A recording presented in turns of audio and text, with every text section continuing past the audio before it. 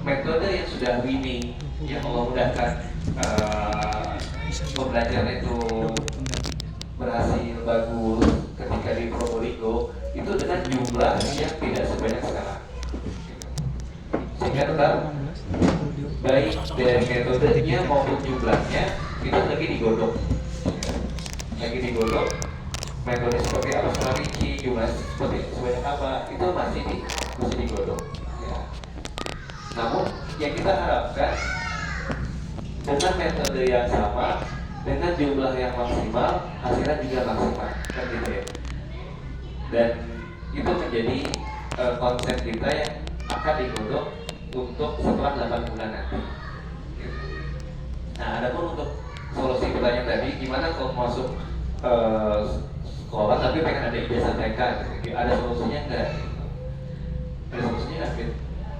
Belum, tapi kan sertifikat buat masuk SD itu ada minimal umur aja kan.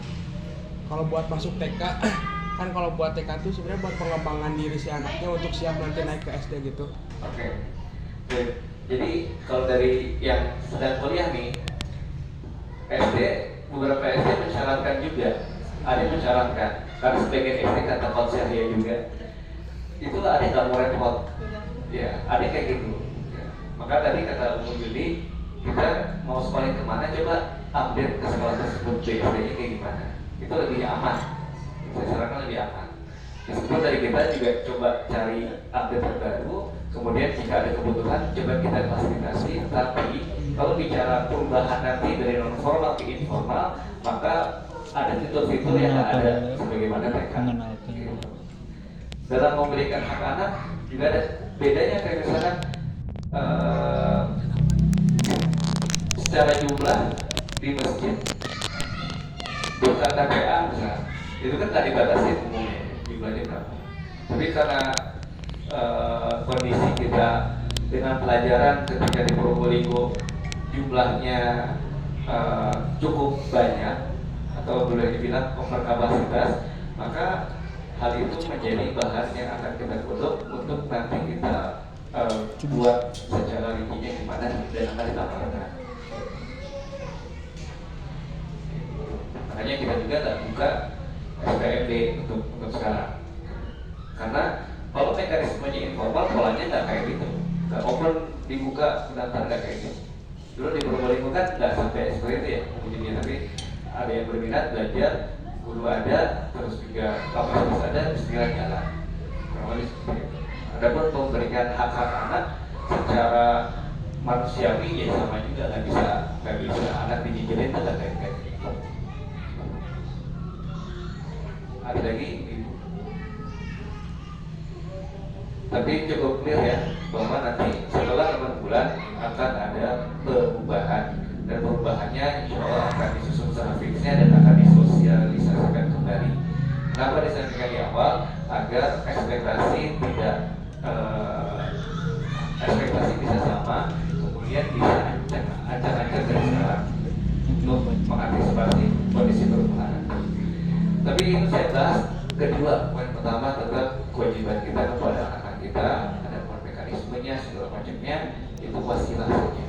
Tapi tanggung jawab kita itu yang harus menjadi poin penting, karena tanpa itu sekolah sebagus apapun hanya akan menjadi tempat penitipan, menjadi tempat pengembangan dan juga kualitas kehidupan. Di sebelah ini.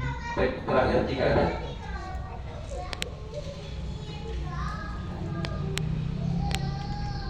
dari guru-guru ada, dari ibu-ibu ada, dari bapak-bapak ada, dari adik-adik mahasiswa ada. Nanti saja kan. Ya, silakan. Kalau dari anak ya gini, kadang kita untuk TK itu khawatir ya misalnya ijazah gimana ya, ijazah TK, tapi sekarang itu kan seperti halnya homeschooling juga, itu kan sudah diakui ya oleh pemerintah. Itu ketika anak itu contoh dulu anak punya anak didik homeschooling terus sampai SMP, dia nggak pernah sekolah di formal, terus pas sekarang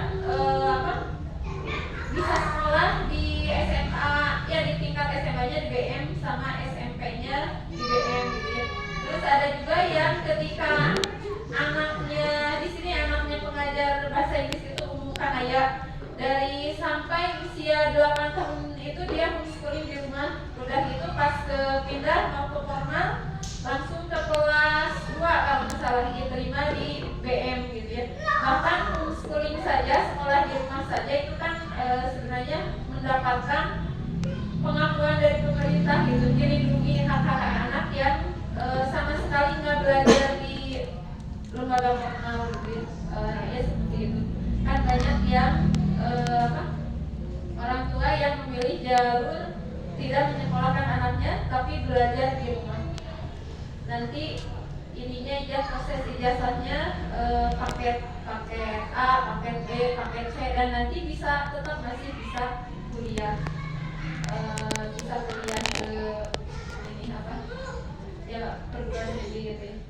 Terus pengalaman kemarin pas anak penelitian di Salim Najab, ada salah satu orang tua yang anaknya itu homeschooling di rumah sampai ketika dia usia 9 tahun itu hafal 30 juz. Itu dididik langsung oleh ibunya gitu ya. Ketika SMP baru dilepaskan keluar itu masuk ke Salim Najab. Dan itu murni kan sama sekali nggak sekolah di luar gitu ya. Itu masuk ke Sabil Najah ketika usia 9 tahun udah hafal 30 juz. Yang peserta ini ada di Hafid Indonesia itu namanya Aiman kalau nggak salah. Jadi ya memberikan ibunya itu memberikan pencerahan gitu ya. Katanya jangan takut belajar itu dimanapun, bahkan di rumah ketika ibunya bisa fokus ya yang mendidik anaknya, insya Allah gitu ya untuk jenjang berikutnya juga bisa gitu. Apalagi misalnya hanya sebatas TK yang harus ada ijazah sepertinya itu mungkin kembali ini gimana sekolahnya ya. Kalau yang anak lihat kalau di SD negeri itu persyaratan yang utamanya itu 7 tahun, kalau kurang dari 7 tahun SD negeri itu biasanya tidak boleh, dan itu bersaingnya itu di usia kalau semakin tua itu semakin mendapatkan prioritas kalau untuk negeri. Itu mungkin ya sedikit ini tambahan.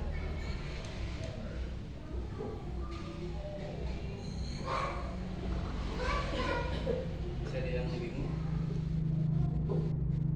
Udah cukup jelas. Thank you Ibu sekalian. Alhamdulillah mudahkan pertemuan kita di pagi menjelang siang ini. Kami mengucapkan jasa Allah khairan khususnya kepada ibu dan juga hadirin sekalian para guru. Dan poinnya tetap kita sebagai hamba Allah yang Allah amanahkan anak yang saat ini beririsan di ruangan ini semua sebagai orang tua, guru dan juga lembaga, maka tugas kita dalam bulan ke depan memaksimalkan hal itu, dan nanti akan di-share jadwal-jadwal yang bisa diikuti juga oleh ibu-ibu sekalian.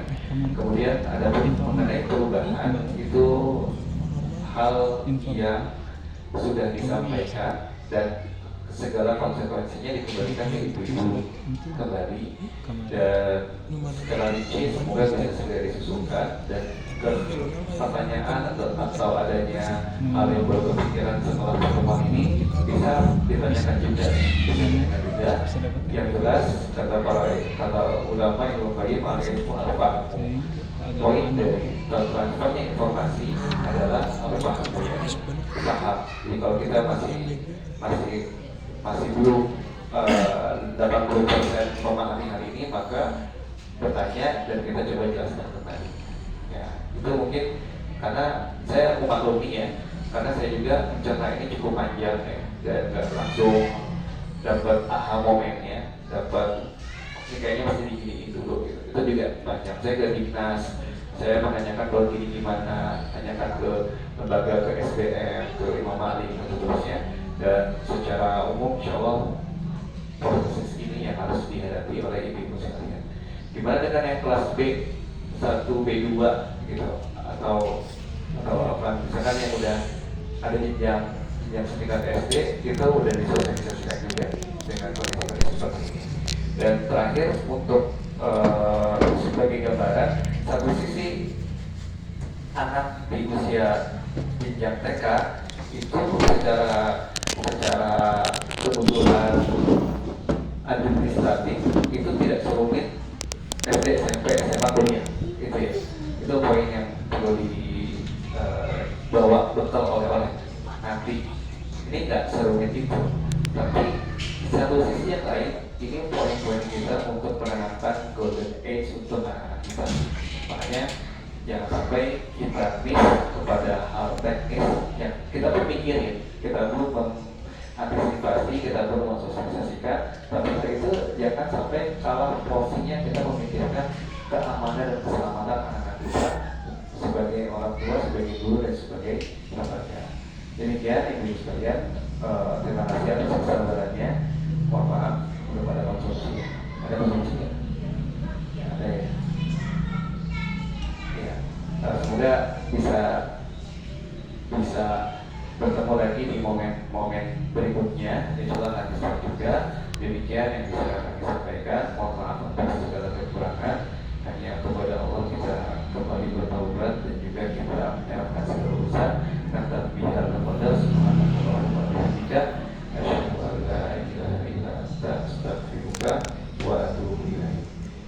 Oh, ini ada yang ingatin saya 8 bulan ke depan pokoknya sama ya. Jadi jangan berpikir besok tuh bakal bulan gitu kan. Ya. Nggak ada yang akan begitu kan? Nggak ada ya. Jadi 8 bulan besok sampai 8 bulan ke depan itu pokoknya sama. Ya. Yang kita sosialisasikan ya karena ya itu jangan sampai mispersepsi. Demikian, jazakumullah khairan. Assalamualaikum warahmatullahi wabarakatuh.